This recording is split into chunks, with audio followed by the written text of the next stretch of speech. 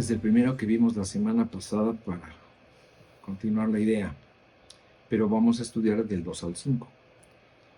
Dice, puesto que Cristo ha padecido por nosotros en la carne, vosotros también armaos del mismo pensamiento, pues quien ha padecido en la carne terminó con el pecado, para no vivir el tiempo que resta en la carne, conforme a las concupiscencias de los hombres, sino conforme a la voluntad de Dios.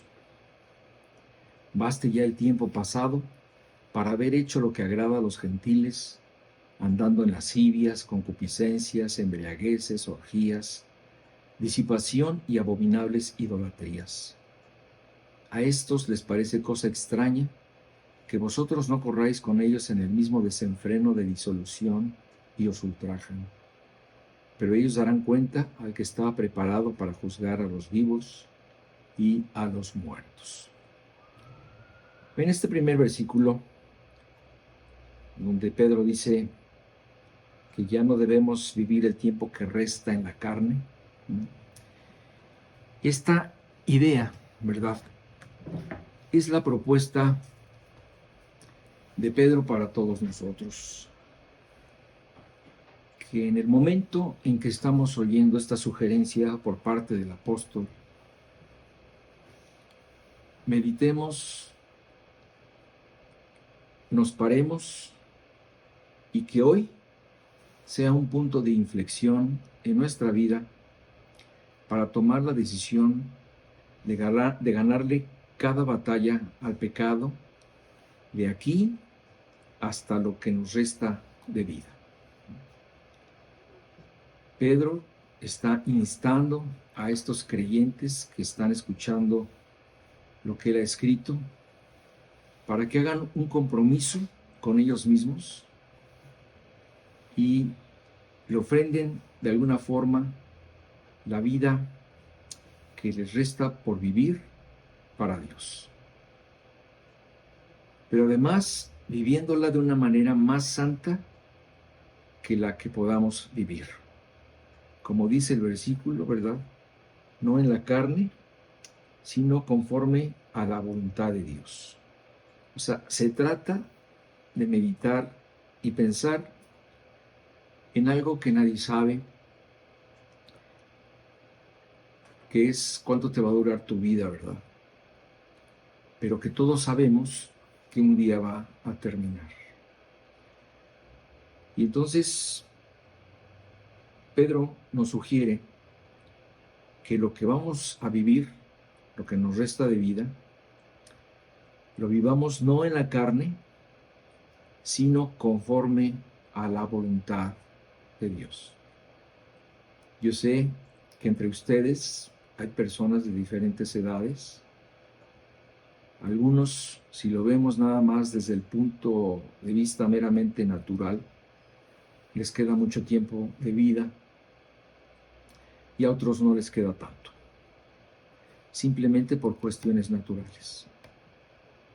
Y entonces, tanto a unos como a los otros, Pedro nos está recomendando que lo que nos resta de vida, ya sea poco o sea mucho, no lo vivamos en la carne, sino conforme a la voluntad de Dios.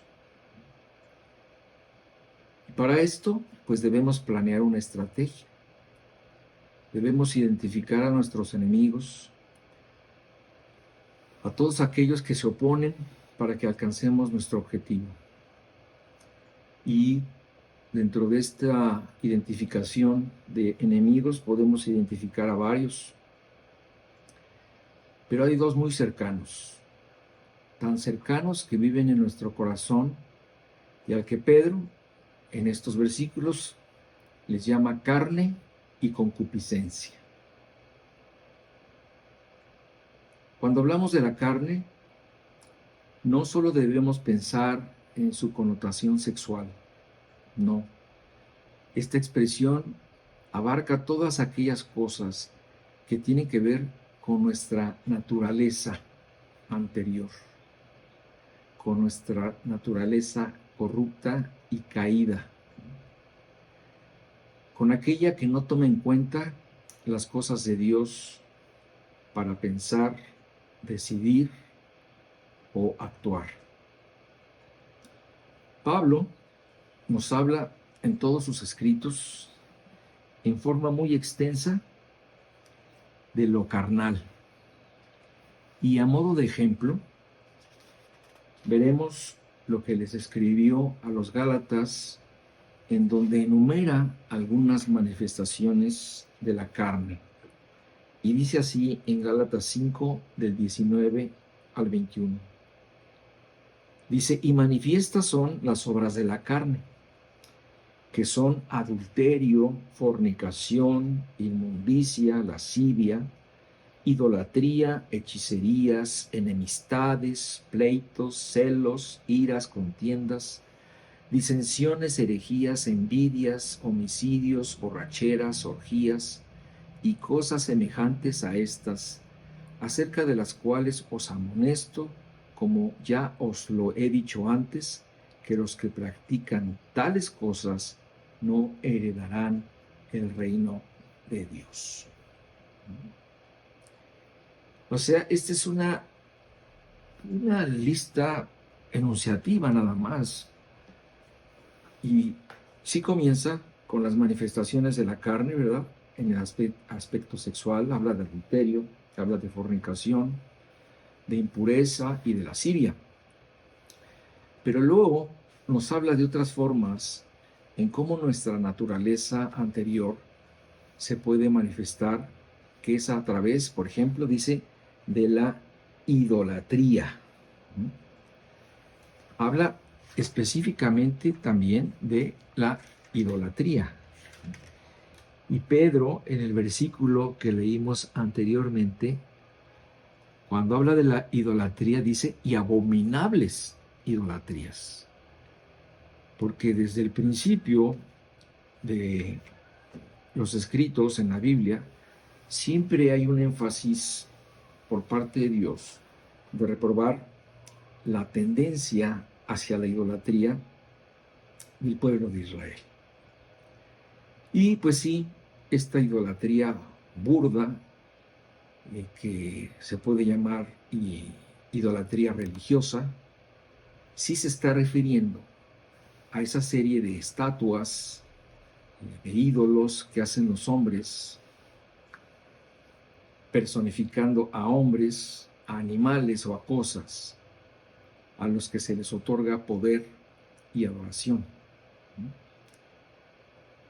Este es un tipo de idolatría burda o elemental que fue reprobada siempre por Dios. Aunque también existe lo que puede ser una idolatría hacia una persona, hacia un hombre, hacia una mujer, hacia el dinero, hacia el poder, a diferentes aficiones, ¿no? Y tanto una idolatría como la otra, pues todas son abominables y prohibidas por Dios. Así lo leemos en los albores de la historia sagrada, en Éxodo 20, 4 y 5, cuando dice específicamente, no te harás imagen ni ninguna semejanza de lo que esté arriba en el cielo, ni abajo en la tierra, ni en las aguas debajo de la tierra. No te inclinarás a ellas, ni las honrarás, porque yo soy Jehová tu Dios. Entonces, esta es una prohibición expresa hacia el pueblo de Dios. También Pablo se refiere a las hechicerías. Y esto, pues, evidentemente se refiere a todos esos cultos esotéricos muy extendidos en nuestro país, como pues son los sanadores, los curanderos, los chamanes, los espiritistas, los brujos, etcétera, a los cuales pues la gente acude para obtener favores, poder, dinero, salud, amor, etcétera. Y que desde la antigüedad, nuevamente en los albores de la humanidad, fueron expresamente prohibidos por Dios. Así lo dice en Éxodo 22, 18, donde Dios dice expresamente a la hechicera, ¿verdad?, a todos estos chamanes y todos estos personas que se dedican a ofrecer lo que no pueden, dice, no dejarás que viva. En ese entonces, una persona que practicaba estas cosas era condenada a la muerte.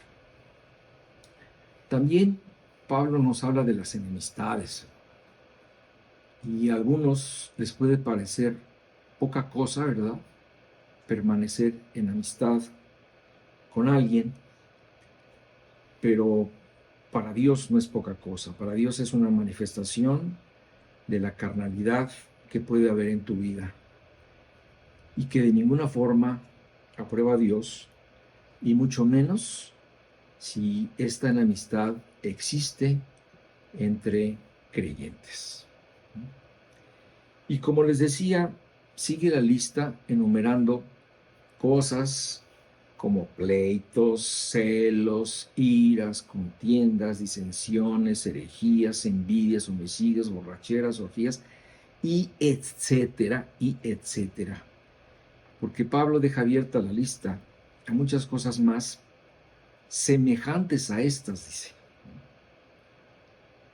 las cuales, pues desde luego, serían interminables de mencionar, pero con las mencionadas, pues podemos tener un marco de referencia para saber distinguir lo que es carnal y que desde luego debemos procurar desechar de nuestra vida, y lo tenemos que desechar como creyentes por tres razones muy importantes que Pablo nos menciona en Romanos 8, del 6 al 8. Dice así: porque el ocuparse de la carne, o sea, de todas estas cosas que nos mencionó y otras que intuimos que podemos agregar a esta lista, dice, porque el ocuparse de la carne es muerte, pero el ocuparse del espíritu es vida y paz.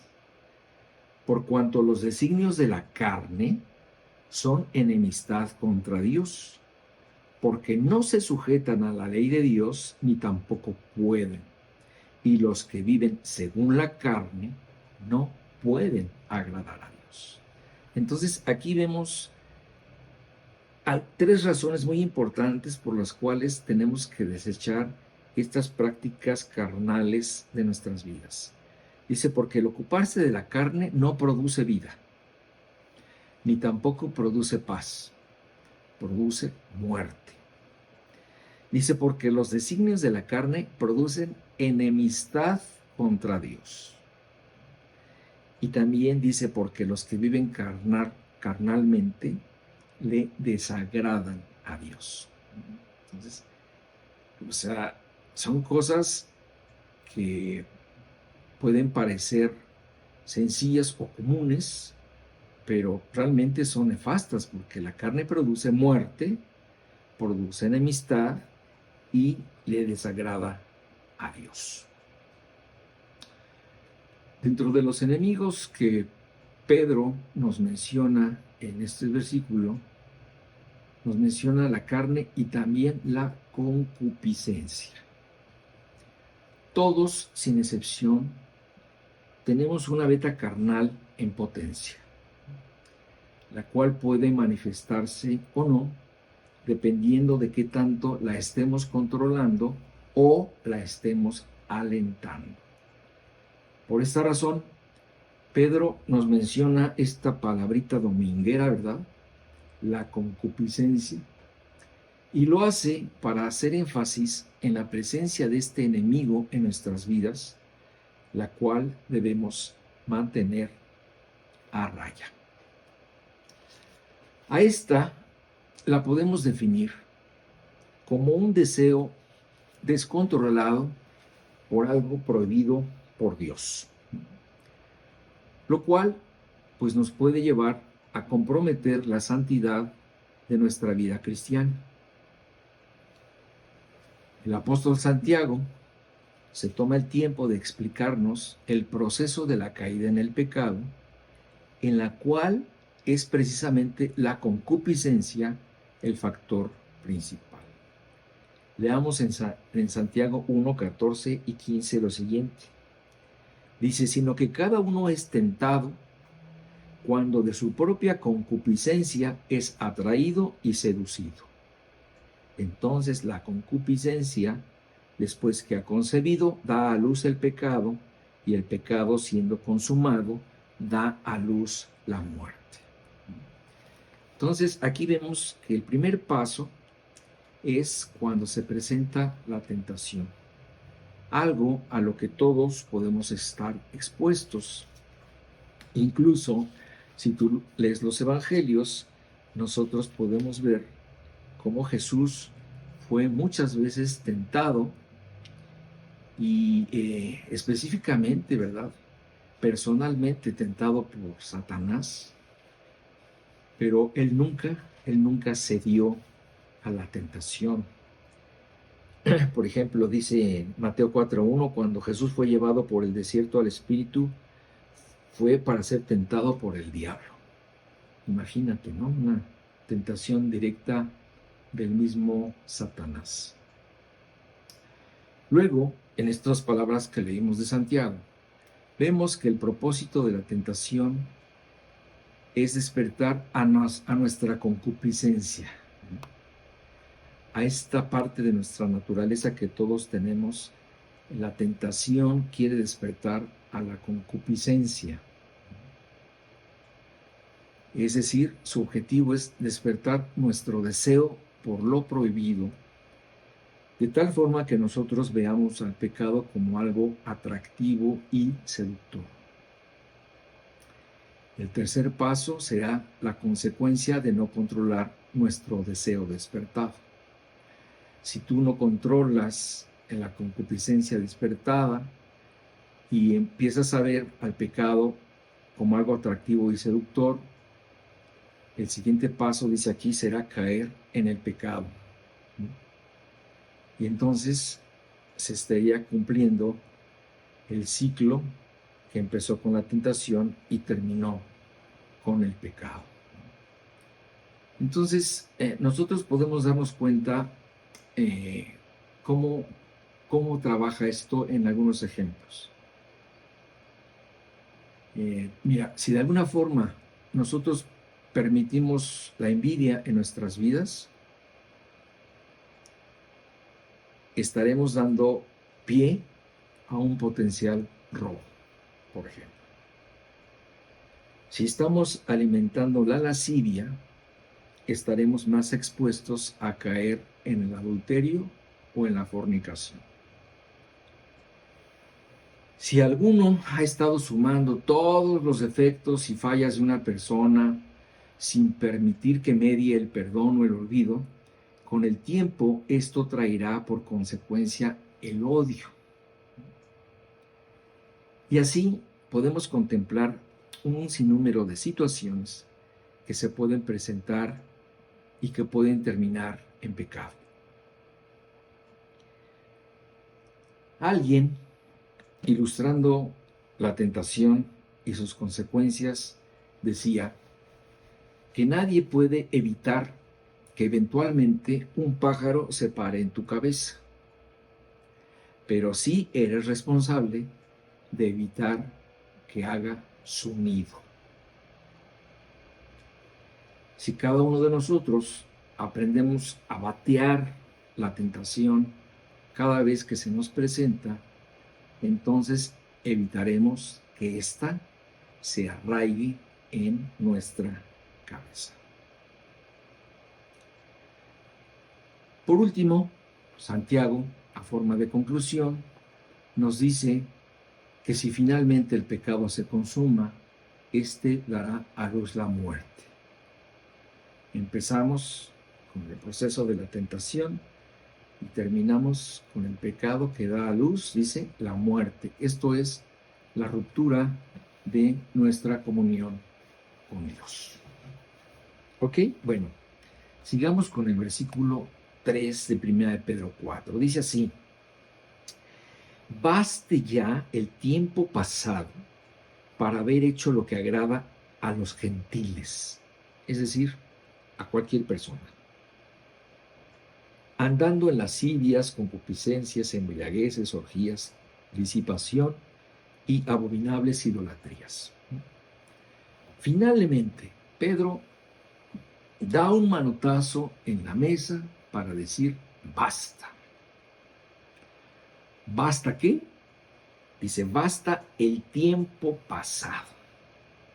Basta el tiempo perdido que hemos, ¿verdad?, invertido para agradar a los demás y no para agradar a Dios.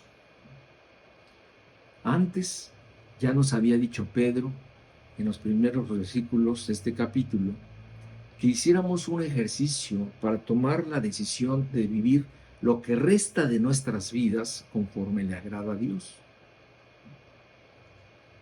Que hagamos ese punto de inflexión. Ahora nos dice, porque ya es suficiente con lo que hemos hecho mal durante todos los años de nuestra vida. Ya fue bastante tiempo en el que nos dedicamos a quedar bien con los demás y a agradar a nuestra carne. De alguna forma, mientras vivíamos como incrédulos, hicimos lo que los demás hacían. Pero recuerda que ya no eres de este mundo. Desde que le dijiste sí a Dios, ya no perteneces a Él. No le debes nada a Él y ya no debes vivir como Él. Por eso Pedro dice, basta ya. El llamado de Pablo, ¿verdad?, fue siempre para ser distintos a los demás, a que el mundo te vea como alguien diferente. Así lo dice en Romanos 12:2, donde dice, no os conforméis a este siglo. O sea, por siglo entendemos a toda esta filosofía e ideología, forma de ser y de pensar del mundo. Dice, no te conformes a este siglo, sino transformaos por medio de la renovación de vuestro entendimiento, para que comprobéis cuál sea la buena voluntad de Dios, agradable y perfecta. Y mira, si tú has sido siempre una persona indefinida, sesgada, mimetizada con el mundo, sin un compromiso hacia Dios real, o si eres una persona tibia, quiero decirte que esta forma de ser no le agrada a Dios. Dice así en Apocalipsis 3:15. Y es Dios para quien nuestras vidas es una caja de cristal. Y nos dice, yo conozco tus obras, que ni eres frío ni caliente. Ojalá fueses frío o caliente. Y dice el 16, pero por cuanto eres tibio y no frío ni caliente, te vomitaré de mi boca. Es terrible, ¿verdad? Es terrible oír estas palabras de un Dios que nos dice que tú sí sea sí, que tú no sea no, que no andes con medias tintas y que te definas. La tragedia de todo esto sería que ni te comprometas a vivir lo que te queda de vida para Dios, ni que termines de decirle firmemente no a un mundo al que ya no perteneces. Fíjate cómo fueron las palabras de Jesús acerca de este tema en Juan 15:19, donde dice, está hablando Jesús y les dice, si fuerais del mundo, el mundo amaría lo suyo. Pero porque no sois del mundo, Antes yo os elegí del mundo, por eso el mundo os aborrece. Entonces, aquí estamos hablando de algo que puede suceder si realmente entiendes que ya no perteneces a la forma de pensar de este mundo. Y continuando con el siguiente versículo de 1 Pedro 4:4, dice así: a estos, pues hablando a estas personas, ¿verdad? A estos les parece cosa extraña que vosotros no corráis con ellos en el mismo desenfreno de disolución y os ultraja. Es decir, aquí Pedro está diciendo que cuando una persona realmente es consciente de que ya no pertenece a este mundo, va a vivir en forma diferente. Y cuando las personas te observen, a ellos les va a parecer una cosa extraña que ya no seas como ellos. Y leíamos anteriormente lo que Pablo le decía a su discípulo amado, Timoteo, en 2 de Timoteo 3:12, donde le decía: y también todos los que quieren vivir piadosamente en Cristo Jesús padecerán persecución. Es decir, fíjate muy bien cómo Pablo usa esta expresión cuando dice: los que quieran vivir piadosamente. Aquí hace una distinción entre creyentes, porque hay unos que viven y hay otros que viven piadosamente. Es verdad, todos vivimos en este mundo, pero no todos vivimos igual. Algunos creyentes, ¿verdad?, parece que no han entendido que aquí estamos de paso, que nuestra morada final está en el cielo, que la vida es un breve préstamo que nos da Dios para que lo podamos conocer, que la intención de nuestra estancia aquí debe estar dirigida para glorificar y servir a Dios con nuestra vida, que nuestra motivación debe ser hacer tesoros en el cielo y no en este mundo, que somos voceros del mensaje de Dios a quien debemos confesar con nuestra boca, que debemos buscar a Dios en oración para confesar nuestro pecado, pidiéndole que nos bendiga y dirija nuestra vida y la de los nuestros.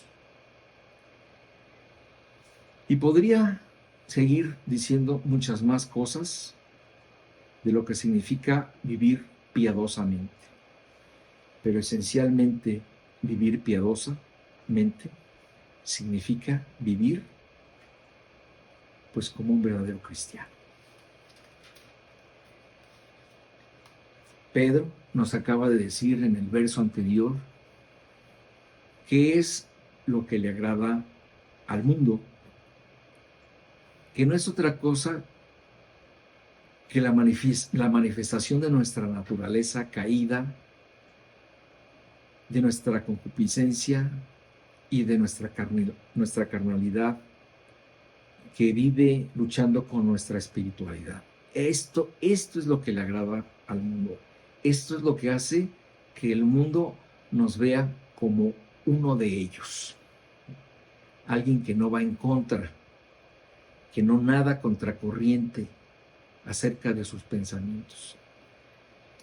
Por eso Pedro, en este versículo, cuando dice: a estos les parece cosa extraña que vosotros no corráis con ellos, Pedro, al referirse a estos, no se refiere a la persecución externa romana que estaban viviendo estos creyentes, sino más bien a la persecución interna que vendría por parte de aquellos con los que alguna vez trataste en tu calidad de incrédulo y que ahora que ya no vives bajo sus reglas, tendencias morales ideologías, filosofías y costumbres, entonces eres visto como un bicho raro.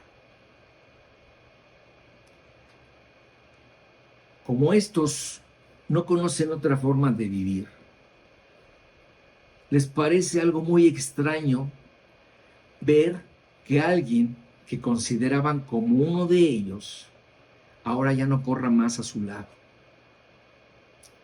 que haya abandonado la carrera que alguna vez corrieron juntos en el mismo desenfreno de disolución, que ya no viva como viven ellos, que no haga lo que hacen ellos, y que al no compartir ya sus metas y pensamientos, entonces busquen ultrajarlos.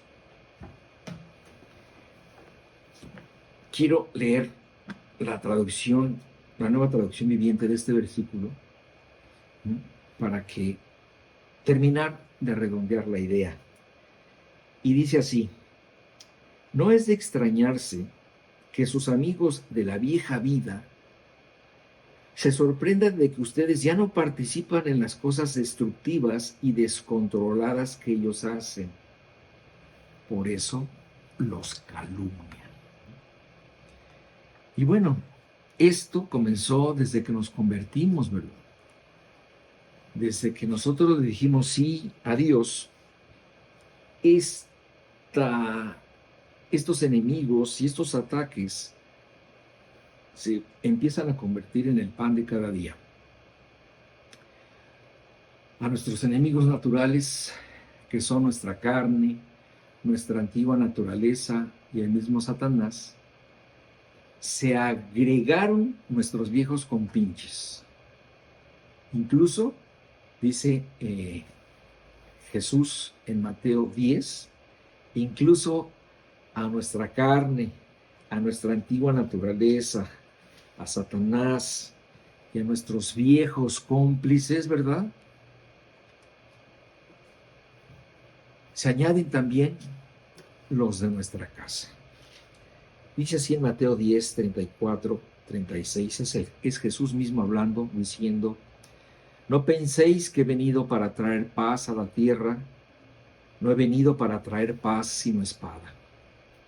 Porque he venido para poner en disensión al hombre contra su padre, a la hija contra su madre, y a la nuera contra su suegra. Y los enemigos del hombre serán los de su casa. Y entonces, ¿qué vemos aquí? Pues vemos aquí todo un mundo en contra de una persona que lo único que quiere es vivir y agradar a Dios. Leamos el último versículo del tema de hoy.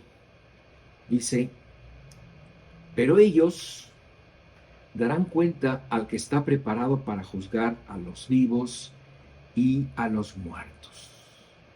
La Biblia habla de los enemigos del creyente y no considera poca cosa el hecho de que alguien viva estorbando el trabajo que Dios le ha encomendado a sus hijos. No, de ninguna forma es poca cosa ser de tropiezo y tratar de frenar de alguna manera a aquel que procura hacer la obra de Dios. Fíjate cómo lo dijo Jesús en Mateo 18, versículos 6 y 7. Dice: y cualquiera que haga tropezar a alguno de estos pequeños que creen en mí, mejor le fuera que se le colgase al cuello una piedra de molino de asno, una piedra enorme, ¿verdad?, y que se le hundiese en lo profundo del mar.